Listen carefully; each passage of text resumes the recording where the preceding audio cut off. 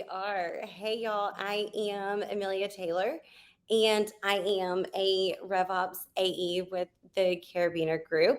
And so I'm super excited to be with these amazing social sellers, which is our topic for today, because these people know exactly what they are doing.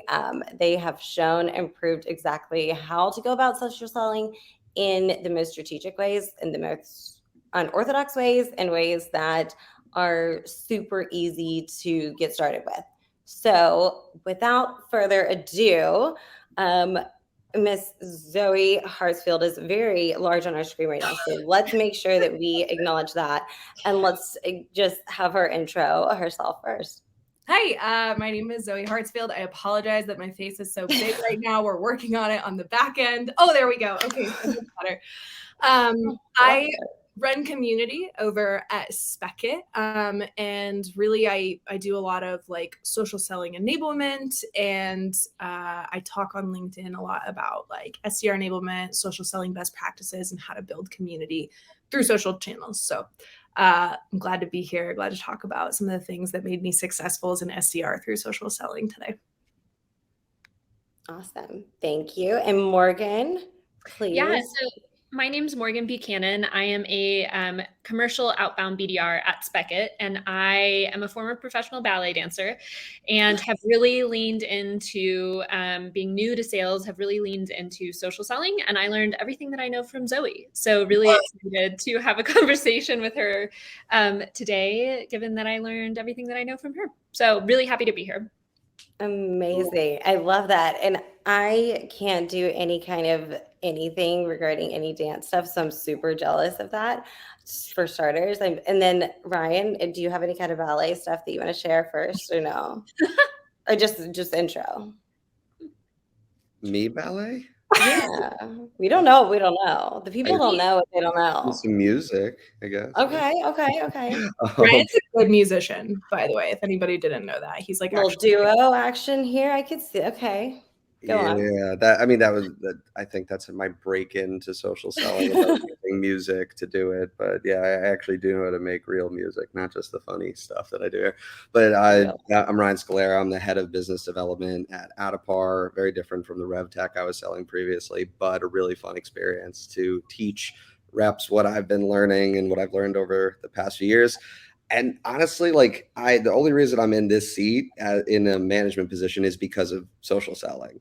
The network I was able to build, along with the results I was able to achieve. So the more at-bats you have, typically the quicker you'll progress and get better. So yeah, this is going to be a fun session. I'm excited for it. And with people that I know and love in the industry too.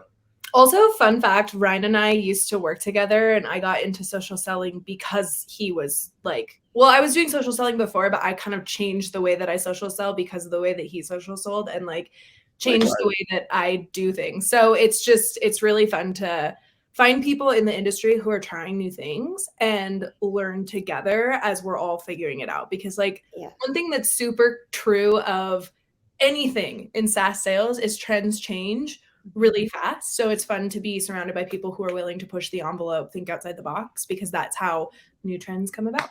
Challenge those trends, right? Like finding different, not in a bad way, but necessarily just having that different perspective and views on what other people think and bringing that to the table. So fun fact number 2 that I'm going to toss out there, I reached out to Zoe and to Ryan at one point saying, hey, don't know you guys, but first and foremost, I think I probably tried to sell to y'all at one point. I don't know. But also, it was where I just wanted to learn from you two and learn what y'all were doing, because if you don't ask until, you don't know what you don't know, you don't reach out, people are willing to help more than you know. So if you don't know where to get started, just ask people. That's a huge thing. So let's start with the poll, you guys.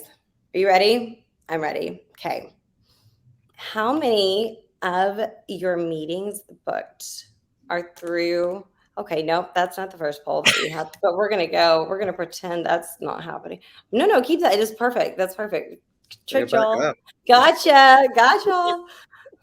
We playing games over here. Okay. Fresh.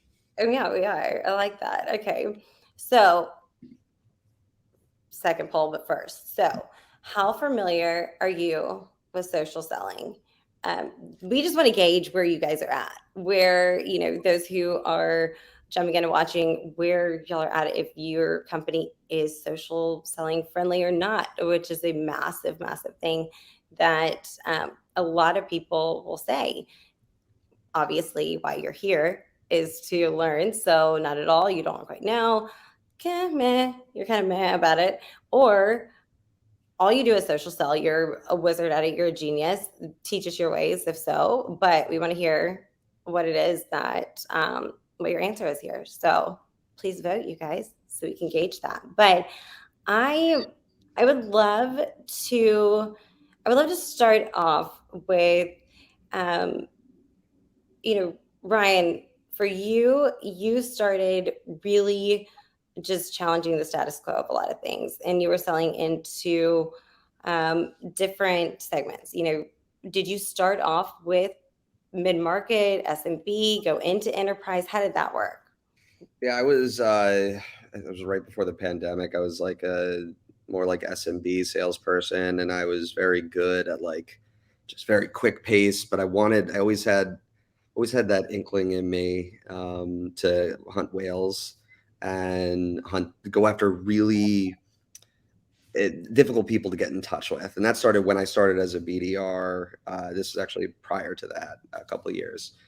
I like brought in like the first like multi-million-dollar like opportunity at a company, and I did it via LinkedIn when connecting and pitching was not a bad thing, and everybody was answering them. So this was like 4 or 5 years ago, and I kind of got hooked on it. But when I was an account executive, I was not social selling as much. Posted my first video on LinkedIn at an event. And then as time went on, I started pivoting and moving up, and social selling allowed me to get more into mid-market and enterprise type of opportunities, depending on how you define that. So let's go into that. So define that, if you will, what social selling is to you. Social selling, what it is to me. It's kind of funny because it's basically like salespeople becoming marketers and brand representatives. So for me, social selling is not just about emailing. It's not just about DMing someone on LinkedIn. And the better you get at it, as I kind of answered to Nick's question, you basically create like an inbound funnel for yourself. I was known as the Dulany guy, but there were like several other reps, and I would get all these inbound leads coming directly to me. So social selling, it can be DMing on LinkedIn. It can be using social networks to sell. But for the most part, it's creating a name for yourself, connecting you to the company you work for, as well as just creating a lot more ins to the people that you might need to go after. So I could always ask, hey, can you make this intro for me? And that's the essence of what I think social selling can be. There's a content piece to it too. And it's all about who you know too, right? A lot of that goes into the networking portion of things, of putting yourself out there and figuring out what works and what doesn't. Fail forward, fail fast. So Morgan, what would you say would be really your definition of social selling? I think there's a lot of different ways that people view it, and it's okay, how do I go about doing it? Where do I get started? And how do I follow in the footsteps of people who are doing it and doing it really well? Yeah, so for me, I think I generally think of LinkedIn as a giant networking event. And I think using that to your advantage when you're a brand new SDR or BDR is something that is very, very useful, because your network in the whole industry might be very small. And so having a social presence and connecting with people is a really easy way to grow that organically and in meaningful ways as well. So I think that it's a very important tool to leverage, and a lot of people don't know how to start. Where I started was befriending my community person, who was Zoe, and really taking advantage of that and just learning everything that I could and testing things out. And so I think that the idea of it being a giant networking event where you can test out different styles of how you want to go about it is something that's really valuable. So sure. I have something to add here, which I think is really interesting. The COO of LinkedIn, like I had written a post about like what type of content belongs on LinkedIn. And the COO of LinkedIn responded and added a comment. He was like, I like to think of LinkedIn as like your dream, like team working environment. So like thinking about LinkedIn as like teammates you haven't met yet, peers, mentors, like it's not just a prospecting opportunity, it's a personal development opportunity. Like Ryan said for himself, like he wouldn't be in the seat he's in now if he wasn't social selling, if he wasn't visible. I wouldn't be in the seat I'm in now if I weren't out there social selling. So there's a lot more opportunity than just your next account. It could be your next promotion. It could be your next mentor. It could be your next like co-founder of a side hustle. There's a lot of opportunity to be found on LinkedIn and other channels. Twitter, I've like used Discord before to social sell. I've used Slack. Amelia's had a lot of success in Slack communities, social selling. So the way I picture social selling is using any social channel, anything really outside of like phone and email, where multiple people can be at once, and it's leveraging your content, leveraging the DMs, leveraging relationships to generate your own inbound, to Ryan's point and to Morgan's point. So social selling could be anywhere. And it's so important to find where your ICP lives too. And when you are social selling. So where are they? Because if you know, there's people who are on really heavy in certain communities on Slack, really heavy within certain groups on LinkedIn. Wherever they are, go find them and be with them and start doing that social selling there, showing up. You don't have to get started with having these massive posts and doing videos and having all of this. You don't need like a live-in videographer, people. That is not the whole goal of let's make these videos and let's, this whole shebang. So let's kind of dive into that a little bit. Like, where do you get started with social selling? And let's go backwards. Let's switch it up. Morgan, let's go with you. So where I started with social selling is thinking about what about me set myself apart from everyone else on LinkedIn. And for me, that was leaning into my past as a dancer. And I started thinking about the similarities between what I did as a ballet dancer and as an SDR. And there's actually a lot. And so leaning into that and then starting to create my own content and getting comfortable with being a little bit more vulnerable on the platform. I didn't start off that way, but I gradually got there. And I also got feedback from people that I really respected on LinkedIn, whether that was a manager or marketing or whatever, to make sure that I felt good about what I was putting out there. And then now I feel a little bit more confident and I kind of just fire stuff off. But when you're starting out, it's really important to get that feedback, especially when you're doing something new that hasn't been done before. Yeah, and to ask for feedback too, right? Like, don't be afraid to ask people, hey, is this something that, like, what do you think about this? Is this good? Is this totally shit? Can I say that? I don't know. But is this like awful? Great? What? I don't know. But to get that feedback and that affirmation to know is great, but also just trusting the process of when you do put yourself out there and you are planting these seeds, you don't know what fruition is going to come from that, but something along the lines are going to come, because there's the whole aspect of, okay, they think of the company that you're with, they're going to think of your name when you're putting yourself out there. So let's go backwards a little bit. And with the question I asked Morgan, Zoe, what would you say to that? Yeah. So whenever I do any sort of social selling coaching, which Morgan has sat through the training before, it is equal parts interesting and boring. But most, like, I'm just going to give you guys some really tactical advice right now. If you were taking notes, this might be like the only thing I say that's noteworthy right now. But it comes into 3 buckets. So profile, engagement, content creation. And those are the tiers. It's like a pyramid. So profile is baseline. Like, that is table stakes. Your profile needs to be up to date. You should have a profile picture, a banner image. Your about me section should not be copy and pasted from your company's website. It should be about you. Your experience section should be a sizzle reel of the ways that you've driven impact at previous companies. There's opportunity for you to be an evangelist for the company that you work for and for your brand, but your profile is an opportunity for you to be you. People are going to go to it to verify you and to see what you're an authority on. So you want to answer 2 questions. Who am I? Who do I help? If you can answer those 2 questions with your profile, it's going to make you look a lot less suspicious when you DM somebody to sell something and they go back and it's a ghost town and it just says SDR at ABC company, because then they know 300 connections, right? Yeah, like, you're only looking to sell or to pitch me. So profile is like table stakes, it's buy-in, it's step 1. The real magic happens in the engagement. So you have 100 connections that you can use weekly. As of the last time I checked LinkedIn's limits, you should be maxing those out and connecting with peers, prospects, and potential mentors. Every single week, you should have 0 invites left. Then you should be engaging on those people's content. You don't have to start creating original content. Morgan jumped into creating original content, and like that is really, really cool if you are brave enough to do that, but not everybody feels comfortable starting that out the gate.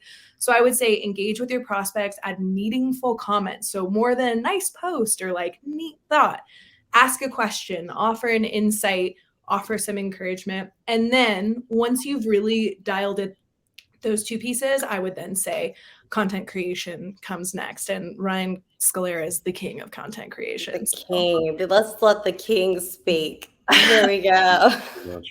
But I appreciate that. I just interviewed a bunch of other people that were doing it. Like, I would say Sarah Brazier is probably one of my biggest inspirations before I even got started. I found her and I was like, oh my God, I brought her up to my CRO. I'm like, look at what this SDR is doing. Like, we could do this. And he was like, oh yeah, cool idea. He took it back. He tried to hire me as a head of biz dev for his company a couple of years later when he saw what it did. But instead, I'm here at Adipar. I think some of my competitors, SDRs, are actually on this. Hey, competitors. Hey, y'all. What's going on? No, steal whatever you want. In reality, the content creation piece can be very scary if you're looking to do some crazy stuff like we had done with like the videos and the music videos and stuff, which was a little bit out of pocket. There are so many ways that you can actually do this, a lot easier format. Don't reshare your company's blog post article. Write your own. Do a highlight reel. Here are the 5 things takeaways from this article. Interviewing a client. You know, a lot of us don't sell to salespeople, and when you're a sales influencer that sells to salespeople, it's easy because you can talk about what you sell and they'll get it. So when you're selling it to different industries like this, like me and my reps are now, utilize the actual experts to make the content. So I would interview them. I'd ask them if I was able to post it. I could even do it like anonymously. We're at a conference right now in Miami. So I'm asking one of my guys to take a video. What are your top 5 takeaways? What were the interesting sessions? And that way you can start creating content and getting conversation going that your buyers will actually find interesting. A lot of salespeople say, well, when I post about my industry, like it doesn't really go far, and I'm connected to a bunch of salespeople, so it doesn't get to the right customers. All right. So go back to Zoe's point, go comment and engage on that. Content creation is how you can very much put yourself in a different level of social selling because you're visible. The reason why I chose to do video, which my first videos were awful, so it was just a muscle I had to flex until I got it down. Eventually that became a thing where like my face was so connected with my brand, my clients, and what I did that I would just get DMs. There's plenty of times where I connect with people and they're like, oh yeah, I know exactly who you are. At Dulany, it happened all the time where they're like, oh, by the way, I loved your video. And this would be after a discovery call was done, and it would crack me up. But yeah, content, I don't want to just keep saying like vague words over that. Like really try to key in with what you're allowed to do for the company. But those are some quick ways to do it. Utilize your customers, utilize the content you already have, repurpose it. And that's like an easy start. Yeah. And I would just kind of jump on what you're saying too, with there being that whole fear factor too of like, I don't even know where to go, where to start. And there's people who have so many followers, so many people with eyes on them. And, you know, who am I to get started? Like, get started somewhere. And everyone started from nothing that is somewhere where they are now. So don't be afraid to just put yourself out there. If you are, again, go find people who are going to help you and give you that guidance. You know, again, go off of what Ryan's saying is, and Zoe too, you don't necessarily have to go start off with little comments here and there, yes, build up to that. But if you even go to their about section and just like, or just give some kind of reaction to what they posted, then that's going to their networks, then other networks. And then it's going to be showing up to where you're building this pool of this ICP that you're targeting and the people that they're connected to. So your name starts showing up. So it's so important to just be visible and for people to see you. All right, the poll, these results are interesting. So let's jump into that really quick. So the question was what was the question, y'all? What is this question? What is the question? How familiar are you with? No, thank you. Yes, I'm looking at our first one. Okay. So the results show us that all I do a little over 15%, kind of 49%, not at all, almost 34%. My company is not social selling friendly, 1.5%, that's good to hear. And all I do 15%, you guys. That's wow. That's interesting. Yeah, these are interesting. But okay, so we have another poll that we want to toss out there too. And so that being, I'm going to share this with y'all, and friends continue to chat about what it is that has been. Oh, do what? Chat amongst ourselves. Chat here, just chat amongst yourselves for a few moments. Take your time.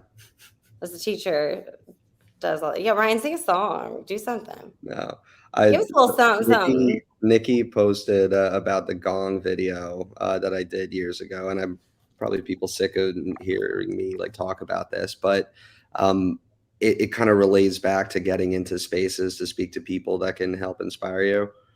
At that point, I was unemployed, or I was just starting to work for Keenan, and I was trying to make a splash, and I did something. It was absolutely terrifying because like I was dancing with unicorns and covering a rap song on LinkedIn.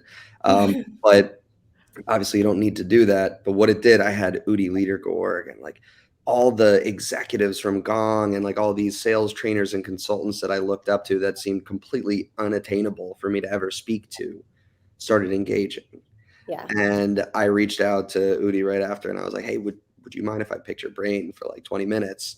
And we had a conversation, and he was very graceful and helpful in it. And basically I decided I didn't want to go into marketing. That 30-minute conversation made me realize that I didn't want to go to content, that I wanted to stick in sales. And I don't regret that at all, because I became a marketer in a sales team. And now I had a funnel built for myself. Yeah, absolutely. Or you have people like Zoe who are a salesperson on a marketing team. Right. Who had to figure out their path. But, being able to do the social selling, that really does help you figure out what your path really is. Because, people don't know if it's this SDR to AE, boom, to what is your path? Someone might be great in the CS role, but they're starting as an SDR. But figuring that out by asking questions and just within Nick Capozzi, who's in the chat, he hit me up. He's like, dude, I love your videos. Like, what should I do? And now I'm asking him, hey, love this evangelism stuff. Can you tell me more about it?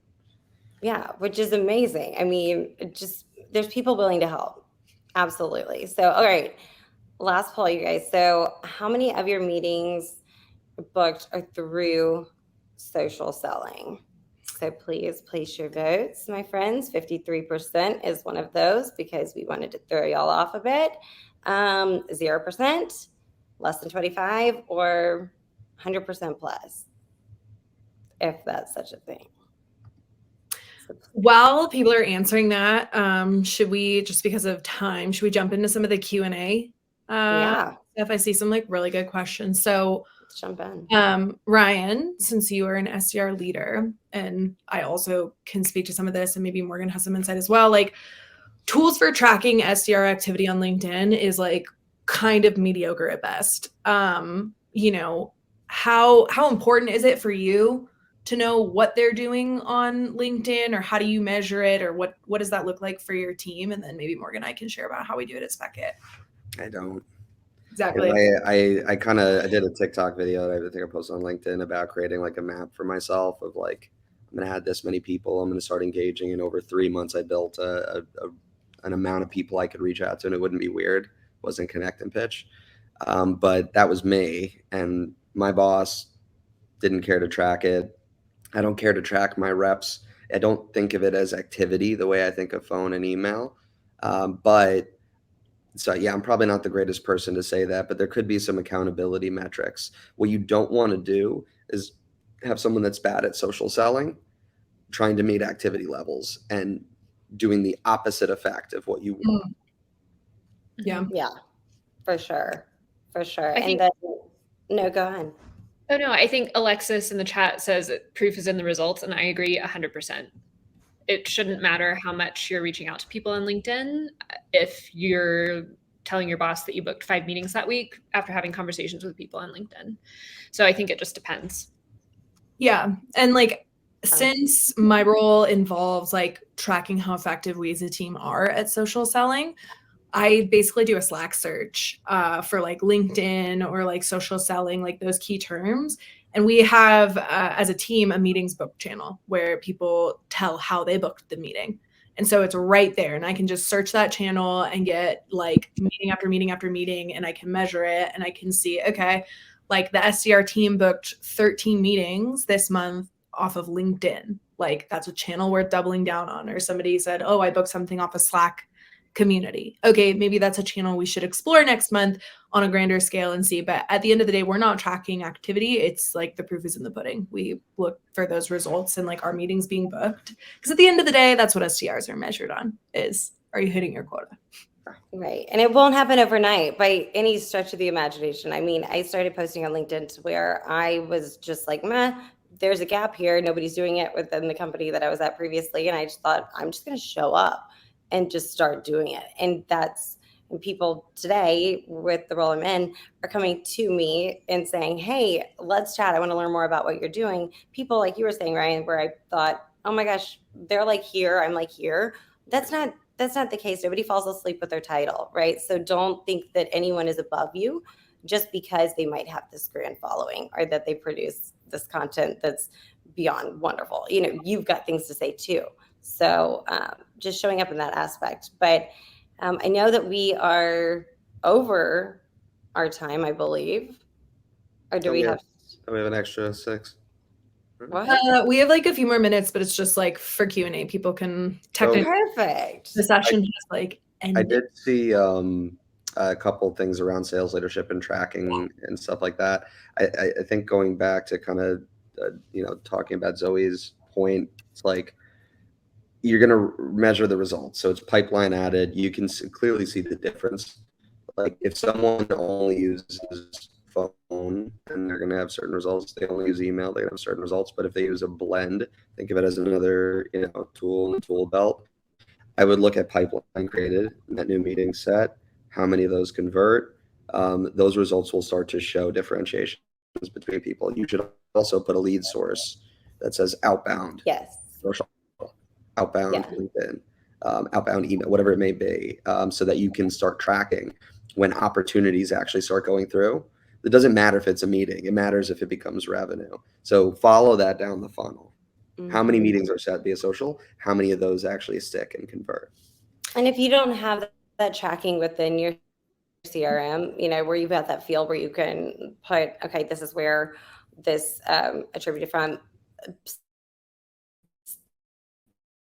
do something in a Google sheet and just like, okay, this came from this Slack channel. This came from this one. And I know on Airtable, they've got this free massive list of all these Slack communities that you could join for free. And finding, again, where your ICP lives, being able to join in those is so crucial just because people will ask for help. And helping is selling, selling is helping at the end of the day. So when you are showing up for people, that's planting the seeds. You've got this garden and there's going to be things that are going to come from it, whether it's referrals or just your name being known as kind of the face of that company that you're with. So going into really quick, there's Derek asked a question. LinkedIn isn't the only platform. What other platforms do you suggest, and how do you use them? So, why don't y'all take it away? Morgan, do you use any other channels? Do you, Morgan? I don't, but even just sitting on this panel listening to, I know that, so I sell to enablement people, mostly enablement and ops, and I really want to be intentional about being active in those Slack communities more, because I think that's a great place to meet your ICP where they are. And right now I'm really just using LinkedIn. So I think continuing to keep an open mind, just because you're good at one channel doesn't mean that you should completely disregard everything else that's out there. So being open to suggestions, I think, is really important. Yeah, the omni-channel approach, that's huge for sure. Yeah. And I think it just depends. Like, are your people, to your point, Amelia, where is your ICP living? Like, if I sold to developers or like somebody in crypto, I would be in Discord all day, every day. They love to game. Yeah, those are the gamers. It's They're like real smart. They're like, or like Reddit. Like, there are other Yeah. channels worth Scary. exploring where your ICP is spending time. You just have to talk to them, like Yep. interview those people, ask them like, hey, where do you spend most of your time? And you'll find those channels and you should use them. I've seen people set meetings through the Twitter DMs. So just there's more than just LinkedIn. LinkedIn is sometimes feels crowded, and I often get feedback of like, my ICP isn't on LinkedIn. I'm like, okay, I get it. Like, great. Take this same concepts and take it to a channel where your ICP is spending time, and then like rinse and repeat. Yeah. I think the next big thing that could happen, especially for like product-led growth companies, would be TikTok. Oh yeah. It's everywhere. It's TikTok. It is, and I'm scared of it, but it's fine. It's fine. Morgan, you would thrive on it. Ballet things, just like talking about all things and doing ballet. I would. Just That's getting amazing. I'll have love to that. check it out. I'll have to check it out. No, I'm not used to absolutely. it yet, but maybe I will. I get too distracted. But no, I personally can kind of end some of this with saying that I had to learn for a good, I don't know, 6-8 months where my ICP lived. You know, it wasn't an overnight thing, like I said. You know, I had to figure out, okay, this is where my like Pavilion's a great place where I found a ton of people who need the RevOps services that I have. And so there's specific channels within there that I can jump in and simply provide help. And hopefully it goes into something. Discord, I don't get it. It's too much for me, to be honest. But LinkedIn is where I thrive more too. And then the Slack channels. Since we only have like 2 minutes left, does everybody just want to share like one thing? Like, if somebody was getting started with social selling today, what is one thing you would tell them to go do when they when they wrap this conference, which has been awesome? What's one thing they should do today to like get started? And Morgan, if you want to start just with our last 90 seconds. Yeah, I think being intentional about setting up your profile to be visible in a very professional way, and then worry about adding your personal touches after that. Yeah. Ryan? Go start connecting with the people that you want to connect with. Don't put a note. Don't ask them to buy No. anything. Don't even say anything. Just no note. I just go pure in. Start engaging with their content. Start commenting on it. Go join any communities those people may be in for people who sell to sales leaders. Rev Genius, Pavilion, Tenbound is coming out with one themselves. So like, there's a lot of different places where you could go to find that. Start building relationships, engaging on their content. And then I always tell every person that's selling in a weird space that they're just a salesperson and not like a figurehead in. Go interview your clients and then make that into content. Yeah. It's so untapped in so many industries. Cybersecurity, there's a couple reps that did it really well and just crushed it. So it's my pro tip. So reach out to Ryan if you want to know more about that. Side note, he's not busy at all, I promise. But for me, I would say the biggest tip would be to not just the LinkedIn portion of things, but creating those meaningful relationships. So being a resource. So like we're bouncing off of what Ryan's saying is, do not send a note with your connection request. Just don't do it. And then send something afterwards. Hey, love the success you guys are having. happy to be a resource in any way. Cheers. Have a great day. Whatever it is. And you'll be surprised how many people respond to that just because you're just being genuine. Do not make it automated. Do not make it to where it's going to be where you're a robot. Like, be you and just show up and have this more targeted list of people that you're reaching out to, opposed to, which goes into social selling a lot. It's narrowed down. It's not this massive, broad thing, because you're not trying to mass blast everyone in the world, because not everything's going to fit for everyone. So it's very much so relevant and personalized, and those have to go hand in hand. Leadership has to support it from the top. It'll work 10 times better. Look at Speckit, Look at the companies that have leadership that do that. It blows up way quicker and gives the reps the confidence that they can be doing it. Mm-hmm. Yeah. Zoe, what you got, girl? My favorite thing is when somebody connects with you, especially a prospect you want to have a relationship with, send them a 12-second video that says, "Hey, Zoe here from Speckit. Thank you so much for connecting with me. Really looking forward to following along with your content. Don't be a stranger. Reach out anytime. Have a great day."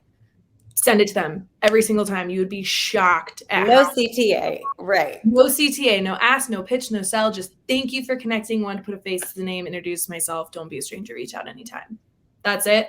You'll be shocked. Voice notes also work. Voice note. That's what I was going to say too. Yeah, these work wonders.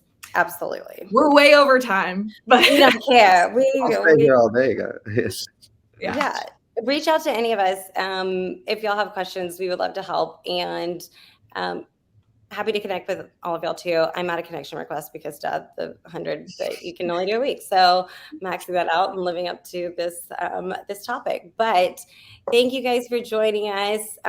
It has been a pleasure, and excited to see what you guys do on LinkedIn and all your social selling places. Go get them. Awesome. Yeah. Thanks. Bye.